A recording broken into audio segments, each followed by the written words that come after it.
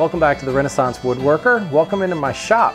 I've been chopping through mortises, quite a lot of them lately, in hard maple and preparing a spring pole lathe for an upcoming hand tool school semester. And normally through mortise is not really that big of a deal, but when faced with really hard wood like hard maple, I've been trying to find some shortcuts. And I thought of an idea where I could use something like a bow saw or a fret saw, drill a hole, feed the blade through, and saw out the mortise. And I don't want to say it dramatically sped up the cutting of the mortise, but it certainly saved my edge tools. This got me thinking of another possible solution that could not only save my edge tools, but speed things up a little bit. And that's where this guy comes in. This is a keyhole saw, sometimes it's called a compass saw. And it's made for cutting curves and cutting in through pierced openings. Imagine if you were to drill a hole for a keyhole and then use the very fine tip of this to cut out the remainder of that keyhole. And that's really where this name comes from. I went where everybody goes to buy vintage tools. I went to eBay and I found myself a keyhole saw and brought it back, restored it, cleaned it up, and sharpened it up. And I want to show you how I'm going to use it to cut a through mortise. So in order to use this saw, we have to rely upon some sort of piercing that the blade can go through. So I'm going to bore out the mortise. I've got a 1/8 or a 1-inch auger bit in my brace.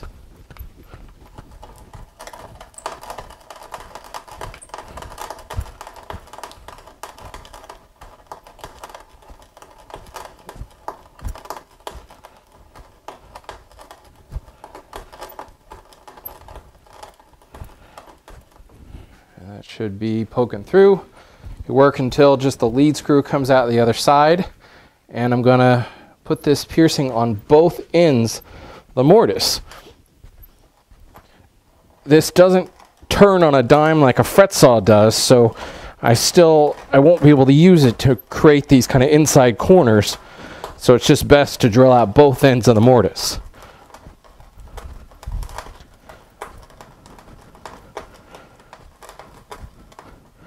It's funny how the mortises on your projects always land where the knots are.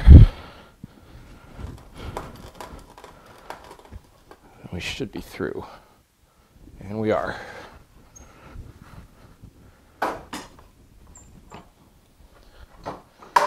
Now flip this over.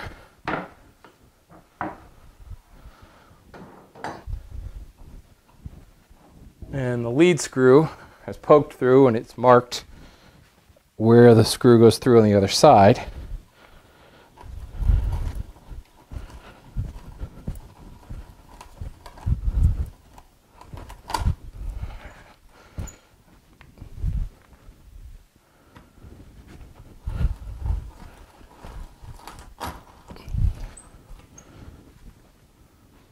Now I've got the starting of my through mortise. So what I want to do is grab a chisel and I'll just go ahead and square up those edges.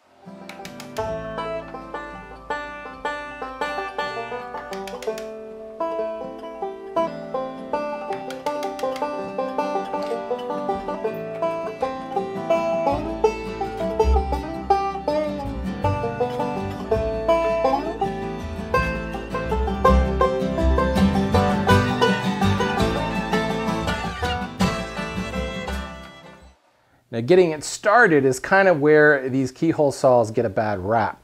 Because there's such a thin amount of steel out here, it's really flexible, and with no back, it wants to kind of wobble all over the place. So you kind of have to fight your normal back saw practices, and you need to saw into the wall to kind of create a little notch, a little starter notch.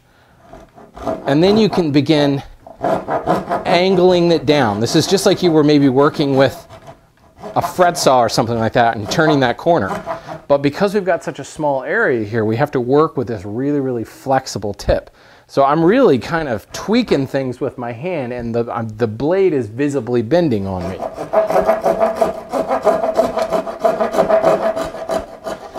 But it turns the corner, and you can see I've started to get a notch started here. Now I can start to angle down, deepen that notch so that I've got a little bit more of a guide space. And now that there's something guiding the saw, it's not going to flex quite so much on me. I'm going to come around to the back side and just make sure that I'm on my line or inside my lines on the back side.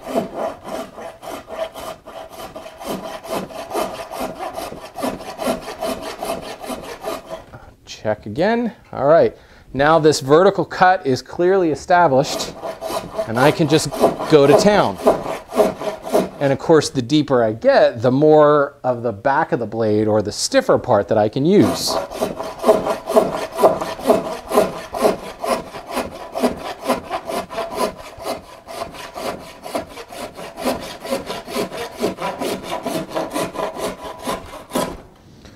Now I've got one very clean wall cut there. Now this other side's already started.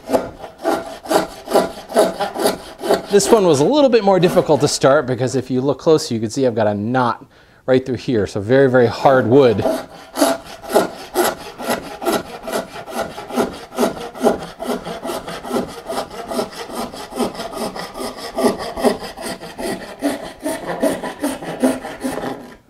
And so now you can come back and just do a little bit of judicious paring right to your layout lines.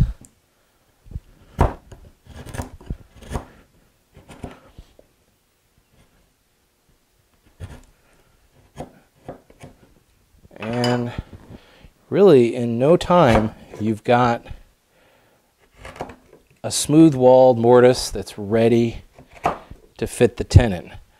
And believe me, in a really hard wood, this is a lifesaver. I'm demonstrating in pine here, so it's really not that big of a deal to just go and, you know, bore the rest of this or even chop the rest of this out. But in something like hard maple, this is now cut your through mortise time in half, and it makes really accurate mortises. It's quite surprising how once you get this restored and sharpened, how accurately it actually cuts. So there we have it. I'd actually call this experiment a bit of a success. It is a very limited application tool. Honestly, if I wanted to cut curves, I'd be using my bow saw. If I'm in a situation where I can't get around it, it's too wide for the bow saw to be able to reach around, then this is where the compass saw would come into play. It can be a little bit difficult to control around curves, and what you end up having to do is take really short strokes right out of the tip where the blade is thin. As you come back into the fatter section here, it obviously won't turn a very tight radius. It's going to require a little bit more practice to get it working to its full potential, but for the through mortise technique, the whole reason that I got this, works great, really speeds the whole thing up. So as is typical when I usually go out to eBay shopping for things like this, I oftentimes will buy a lot. You will often see things where there's 4 or 5 saws lumped together. And in this instance, I won an auction. There were 3 dovetail or compass saws all together. And that way, you know, I'm assured that I've got at least one that works really, really well. Now, obviously, when you're dealing with some of the more sought-after items that run a little bit more in cost, it's not really lucrative to do it that way. Keyhole saws are kind of unknown at this point, and I got all 3 of these for, I think my winning bid was $8. So I've got 2 keyhole saws that I'm not going to have a use for.